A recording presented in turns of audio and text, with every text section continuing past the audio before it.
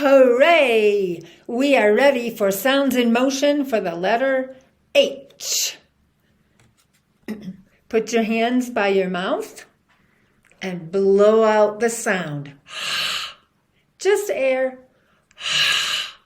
One more time. And I used the word hooray at the beginning. Let's use that word now. Is for hooray. How about this animal? Hippo.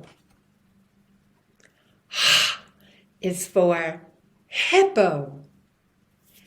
Let's do happy. Hands up.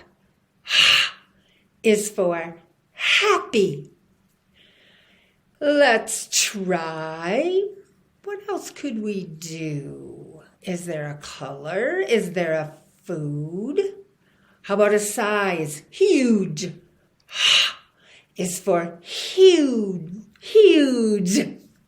What else could we do for H? How about house? Is for house. Now it's your turn. Can you think of some names in your family or cousins or brothers or sisters or teachers or things? As you look around, do you see things that start with how about a horse? Animals. Is for horse. Go, hooray!